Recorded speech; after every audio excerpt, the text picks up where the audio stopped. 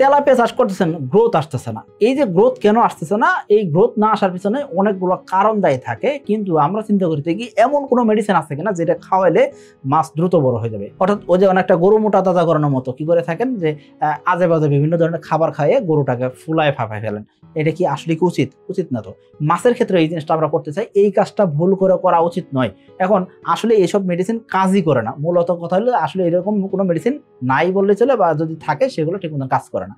এখন কথা হলো যে তাহলে আমরা কি করব, আমাদের মাছের গ্রোথটা কেন কম আসতেছে সেটা কারণ খুঁজে বের করবো এবং সেটা সমাধান করার চেষ্টা করব। তাহলে আমাদের মাছের গ্রোথ সঠিক আসবে। এখন বলতে পারেন ভাই তাহলে মাছের গ্রোথ যদি থেমে যায় সেক্ষেত্রে কি করব?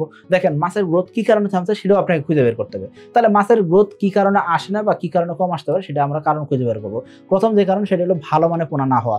যেই বাবা মা থেকে পোনা সংগ্রহ করা হয়েছে, এইসব বাবা মা হয়তো বাংলাদেশে অনেক বছর যাবত আছে, এই যে বাবা মা গুলাকে পরিবর্তন করা হয় না, ব্রুড মাছগুলো পরিবর্তন করা হয় নাই, পুরাতন ব্রুড মাছ থেকে বারংবার পোনা উৎপাদন হয়েছে। এই যে ব্রুড মাছ থেকে পোনা উৎপাদন হলো, এই ব্রুড মাছের কারণে দেখা যাবে তেলাপিয়ার রেজাল্টটা তেমন একটা আসতেছে না। দ্বিতীয় যে বিষয় সেটাকে আমরা সঠিকভাবে নার্সারি করি না, বড় মাছগুলো বড় হয়, ছোট মাছগুলো খাবার পায় না, এই কারণে মাছের গ্রোথ কম আসতে পারে। তৃতীয় যে বিষয় সেটা থাকে সেটা কি পুকুরের মাসিক পরিচর্যা করার কোনো ধরনের চিন্তা ভাবনাই করি না।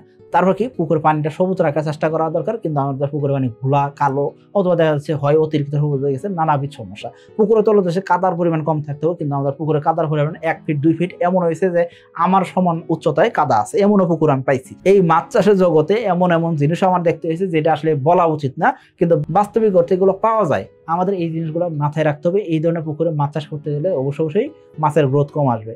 এর পাশাপাশি খেয়াল করতে হবে তেলাপিয়ার পুকুরে মাছ ভাসবে না। অনেকে বলেন যে তেলাপিয়া মাছ ছাড়লে মাছ ভেসেই থাকবে, এই কথাটাই ভুল। এই কারণে মাছের গ্রোথ আসতেছে না। যদি আপনার পুকুরে মাছ ভেসে থাকে সেক্ষেত্রে মাছ খাবার খাবে না, গ্রোথ আসবে না। এখন বলবেন যে ভাই তাহলে কি করণীয়? এখানে মাছ ভাসতেছে কেন? অক্সিজেন স্বল্পতা হইতেছে। এই অক্সিজেন স্বল্পতা হওয়ার পিছনে কারণ কি আছে সেটা খুঁজে বের করতে হবে। অধিক ঘনত্বে মাছ চাষ করতেছেন, নাকি পুকুরের অবস্থা খারাপ হয়ে আছে, নাকি মেঘলাচ্ছন্ন আবহাওয়া, নাকি শীতের মধ্যে মাছ অক্সিজেন স্বল্পতা ভুগতেছে, নাকি পুকুরে পানির গভীরতা কম। এইসব কারণ খুঁজে বের করে সমাধান করেন, ইনশাল্লাহ মাছের গ্রোথ অবশ্যই আসবে।